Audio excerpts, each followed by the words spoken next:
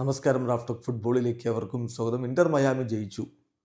മെസ്സിക്ക് ഗോളുമില്ല, അസിസ്റ്റുമില്ല. മെസ്സി അപ്സെറ്റാണ്. ആരോടാ പറഞ്ഞത് മെസ്സി അപ്സെറ്റാണെന്ന്? കമൻ്റ് ഇടാൻ ആൾ പോയിട്ടുണ്ടേ.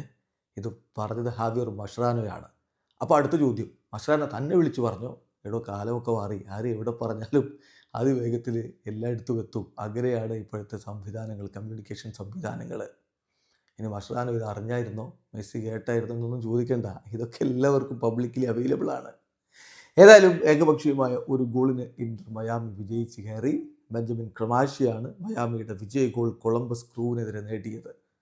എന്തൊരു ജനക്കൂട്ടമായിരുന്നു കൊളംബസ് ക്രൂവിൻ്റെ മൈതാനത്തിൽ ലിയോ മെസ്സിയെ കാണാനെത്തിയത്. റെക്കോർഡ് ജനക്കൂട്ടം.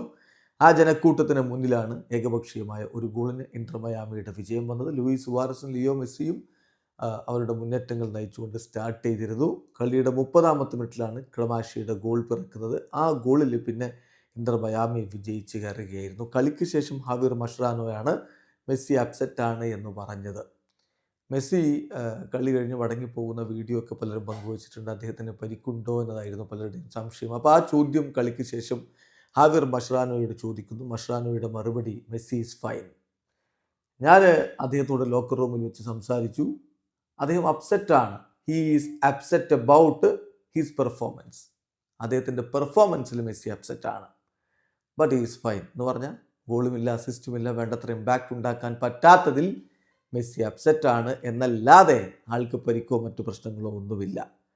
പിന്നെ മഷ്റാനോ ടീമിൻ്റെ പെർഫോമൻസിനെ കുറിച്ച് വിശദീകരിക്കുന്നുണ്ട്.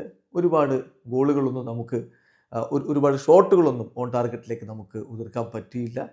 പക്ഷെ നമുക്ക് അവസരങ്ങളുണ്ടായിരുന്നു. പ്രത്യേകിച്ച് ഫസ്റ്റ് ഹാഫിൽ അവർക്കും ഒരുപാട് അവസരങ്ങൾ ഉണ്ടാക്കാൻ പറ്റിയിട്ടില്ല. പിന്നെ ഫാറ്റിഗുണ്ട്. അത് ഞങ്ങളുടെ കമ്പോഷർ നഷ്ടപ്പെടുത്തുന്നു എന്നുള്ളൊരു യാഥാർത്ഥ്യമാണ്.